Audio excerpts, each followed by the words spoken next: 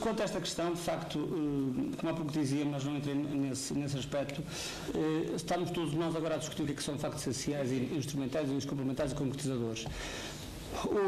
É claro que já aqui há alguma divergência, mesmo dentro da Comissão, ou de alguns membros da Comissão, há quem tenha uma ideia que não é exatamente coincidente com as dos demais, o que só confirma que isto não é absolutamente fechado e que não há soluções perfeitas. Mas julgo que é possível, relativamente aos factos complementares, ter esta ideia.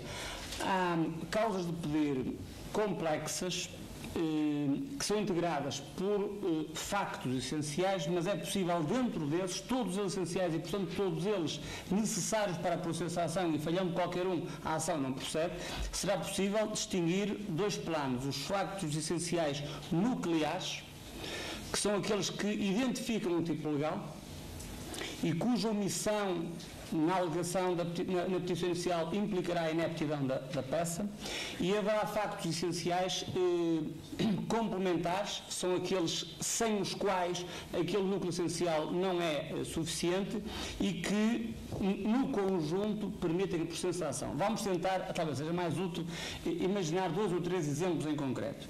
Por exemplo, naquelas ações de despejo ou de denúncia, para ser mais preciso, a denúncia do contrato de arrendamento por necessidade do prédio para habitação de senhorio. Esta ação não depende da verificação simultânea dos seguintes elementos, pelo menos. Ponto 1, a necessidade do senhorio quanto à utilização daquele local, a propriedade há mais de 5 anos ou a sua aquisição por sucessão e, além disso, não ter casa própria que satisfaça casa própria ou arrendada que satisfaça as suas necessidades em certa área geográfica. Sem a verificação simultânea destes 3 elementos, a ação não procede. Agora, é possível dizer o seguinte: há um facto essencial que é nuclear, que é o primeiro, a necessidade da habitação. Mas só esse não é bastante, porque se eu tiver necessidade de habitação, mas não for partário há mais de 5 anos, por exemplo, a ação não pode proceder.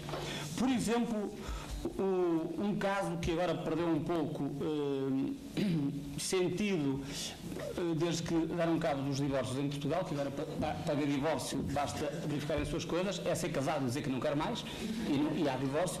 Mas antigamente, quando nós falávamos da ação de divórcio litigioso, o artigo 1779 do Código Civil dizia o seguinte: era preciso a verificação da violação do dever conjugal.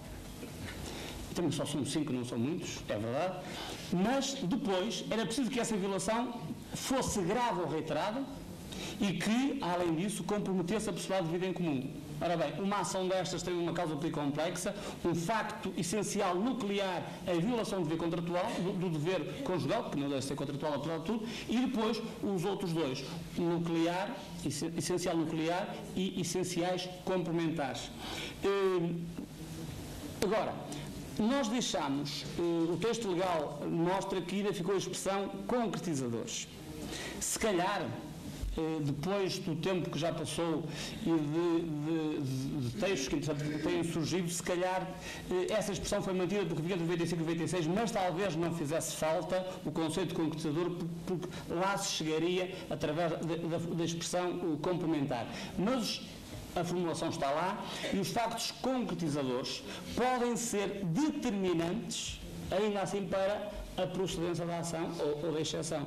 Porque se eu disser, por exemplo, na tal ação de denúncia do contrato de arrendamento, que não tenho casa própria e arrendada, que satisfaça as minhas necessidades, que seja perto do locado,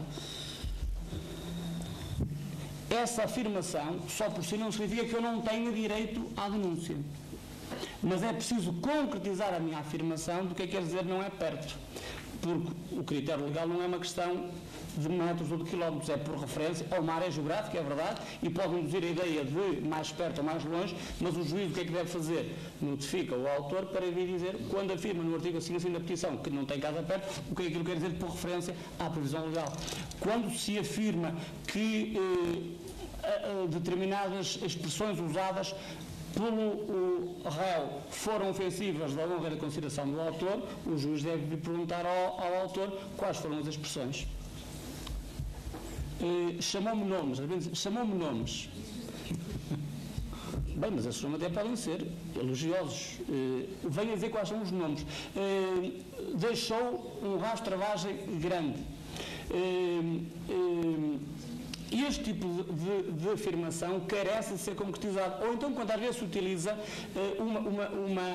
uma expressão que tem conteúdo jurídico, quando se fala em hóspede. Vem o autor dizer o que é que quer dizer com hóspede. Quando se fala em proveito comum de casal, vem o autor dizer o que é que quer dizer quando faz esta afirmação. Portanto, nós estamos aqui numa tripla dimensão. Os factos que, todos eles essenciais, aqui, que determinam a processação, sem os quais a falta de qualquer um implica a improcedência, mas uns identificam o tipo legal, a sua falta gera inaptidão, os outros são essenciais, mas se não forem alegados originariamente, o artigo 5º mostra claramente que não há preclusão e, portanto, podem sempre ser adquiridos pelo processo. E adquiridos, num primeiro momento, pelo convite ao oferecimento do artigo 590 número 4, se o processo passar dessa etapa, num segundo momento, com a própria produção de prova, em audiência, a instrução poderá revelar esses factos. Isto aqui é algo que a doutrina, já desde 2016, vem tratando. Nós encontramos isso em vários textos, aliás, estou aqui a ver à minha frente alguns colegas que têm textos publicados tratando isto, só que, na verdade, nós, durante estes anos, não sentimos necessidade desse apoio, porque, como valia tudo escrevia e, portanto, não havia necessidade de qualificar. Agora, de facto, vai haver uma necessidade de maior precisão terminológica, mas, enfim, com meio slide, é isto. Muito obrigado.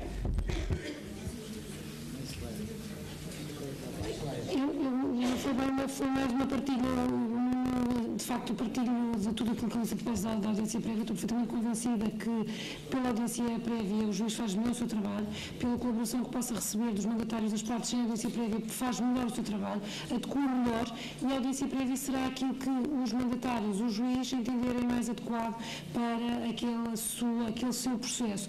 Desde que saibamos todos com que linhas nos cozemos, isto é, deixa não seja surpresa para ninguém, a audiência prévia será aquilo que cada um de nós queira fazer dela a partir integralmente desta visão que nos deu o e parece-me, de facto, os méritos da audiência sobressairão por si só. É preciso dar-lhe espaço e dar benefício da dúvida e realizá-las para assim queiram os juízes. Exato.